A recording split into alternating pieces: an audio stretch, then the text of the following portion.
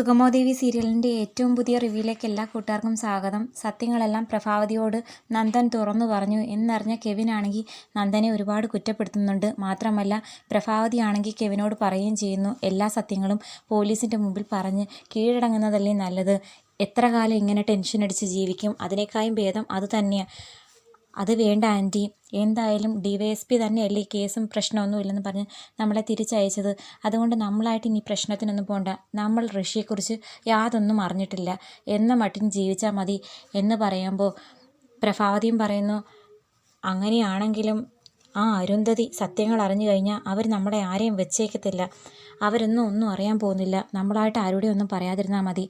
നന്ദ, നീ എന്തായാലും സാറിനോടോ ദേവികയോടൊന്നും സത്യങ്ങൾ തുറന്നു പറയരുത്. പറഞ്ഞു കഴിഞ്ഞാൽ അവരും നിയമത്തിന് മുന്നിൽ കീഴടങ്ങാൻ പറഞ്ഞ് നിർബന്ധിക്കും. അതൊക്കെ വലിയ പ്രശ്നത്തിലേക്ക് കാര്യങ്ങൾ എത്തിക്കും. പിന്നെ ജീവിച്ചിരുന്നിട്ട് കാര്യമില്ല.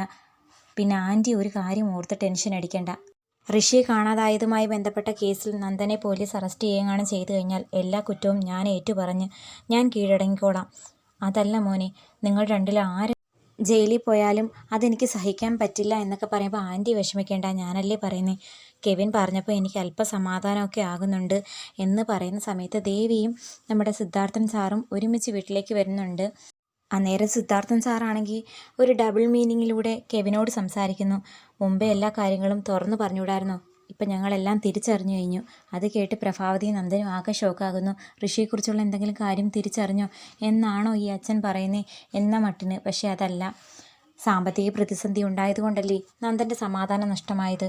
അത് മുന്നേ പറഞ്ഞിരുന്നെങ്കിൽ അതിനുള്ള സൊല്യൂഷൻ ഞങ്ങൾ തന്നെ കണ്ടെത്തി തരില്ലായിരുന്നോ എന്നൊക്കെ പറയുമ്പോൾ കെവിൻ പറയുന്നു, സാർ അതിനെക്കുറിച്ചൊന്നും ഓർത്ത് ടെൻഷൻ അടിക്കേണ്ട.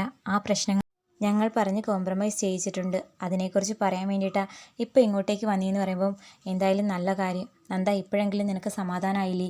അന്നേരം ആയെന്ന് നന്ദൻ പറയുന്ന സമയത്ത് പ്രഭാവതി പറയുന്നു, കെവിൻ വന്ന് കെവിനോട് അല്പം സംസാരിച്ച് കഴിഞ്ഞപ്പോഴാണ് എനിക്ക് ഒരല്പം സമാധാനമായത്. അങ്ങനെ കെവിനൊക്കെ പോയതിന് ശേഷം ദേവികയാണെങ്കിൽ പ്രഭാവതിയെ ശ്രദ്ധിക്കുമ്പം നന്ദൻ മുമ്പ് എങ്ങനെയായിരുന്നോ അതുപോലെ മനസ്സിനെന്തോ ഒരു വിഷമം തങ്ങി നിൽക്കുന്നത് പോലെ ഒന്നും പറയാതെ അമ്മയുടെ ഓരോ പെരുമാറ്റം കണ്ടിട്ട് ദേവികയ്ക്കും ചില സംശയങ്ങൾ തോന്നുന്നുണ്ട്. മുമ്പ് നന്ദൻ എങ്ങനെയായിരുന്നു അതുപോലെ തന്നെ അമ്മയും വിഷമിച്ച് നടക്കുന്നു. കാര്യം എന്താണെന്ന് ദേവി ചെന്ന് തിരക്കുന്നെങ്കിലും അമ്മയാണെങ്കിൽ ഒന്നും വിട്ടു പറയുന്നില്ല. അമ്മയ്ക്ക് എന്തെങ്കിലും വിഷമം മനസ്സിലുണ്ടോ? എന്താണെങ്കിലും തുറന്നു പറ. നന്ദു എന്തെങ്കിലും അമ്മയോട് തുറന്നു പറഞ്ഞിരുന്നോ? ഇല്ല മോളെ, ഒന്നുമില്ല, അത് മോക്ക് ചുമ്മാ തോന്നുകയാണ് എന്നൊക്കെ പറഞ്ഞ് അവളെ സമാധാനിപ്പിക്കുന്നു. പക്ഷേ ദേവിക്ക് അത് തീരെ വിശ്വസിക്കാൻ പറ്റുന്നില്ല. ആ ഒരു സംശയം ദേവിയാണെങ്കിൽ ഭാർഗവി ആൻറ്റിയുടെ വീട്ടിൽ ചെന്ന് മുരളിയെ കണ്ട് പറയുകയും ചെയ്യുന്നു, മുമ്പ് നന്ദു എങ്ങനെയാണ് ടെൻഷൻ അടിച്ച് നടന്നത് അതുപോലെയാണ് ഇപ്പോൾ അമ്മയുടെ പെരുമാറ്റവും രീതികളുമെല്ലാം. കാര്യം തിരക്കിയിട്ട് പറയുന്നില്ല. ഇതിൻ്റെ പിന്നിൽ മറ്റെന്തോ കാര്യമുണ്ട്. എന്തായാലും എനിക്കത് കണ്ടുപിടിച്ചേ പറ്റൂ. മുരളിയേട്ടൻ എൻ്റെ കൂടെ നിൽക്കില്ലേ എന്ന് ചോദിക്കുമ്പം അതെന്തൊരു ചോദ്യമാണ് ദേവി? തീർച്ചയായിട്ടും ഞാൻ ദേവിയുടെ കൂടെ തന്നെ കാണും. നന്ദനെയും പ്രഭാവതി ആൻറ്റിയും അലട്ടുന്ന പ്രശ്നം എന്താണെന്ന് കണ്ടുപിടിച്ചിട്ടേ എനിക്ക് കാര്യമുള്ളെന്ന് പറഞ്ഞ് ദേവിയും മുരളിയും അത് കണ്ടുപിടിക്കാനായിട്ട് ഇറങ്ങി പുറപ്പെടുന്നുണ്ട്. അതേസമയം ചന്ദ്രോത്തേക്ക് വന്ന കെവിനാണെങ്കിൽ നന്ദനെയും കൂട്ടി പുറത്തേക്ക് പോകുന്നു.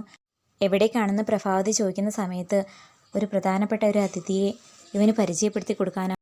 ആ അതിഥിയുടെ വരവ് ഇപ്പോഴത്തെ നമ്മുടെ പ്രശ്നങ്ങൾക്കെല്ലാം ഒരു സൊല്യൂഷൻ കണ്ടെത്തി തരാനാകുമെന്നൊക്കെ പറയുമ്പം പ്രഭാവതി സമ്മതം മൂളുന്നു.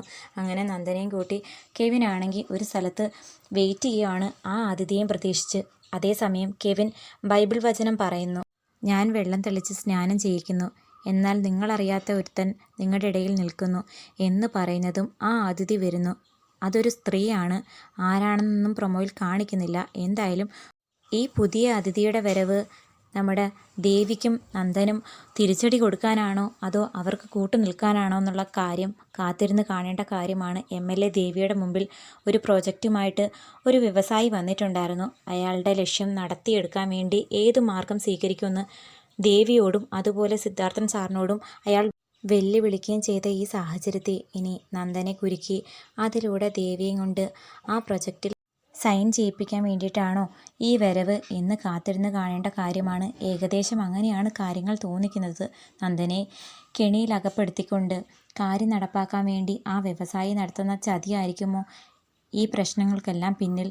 അതിന് കൂട്ടു നിൽക്കുവാണോ കെവിനും? അതുപോലെ തന്നെ ഈ വന്ന അതിഥിയും?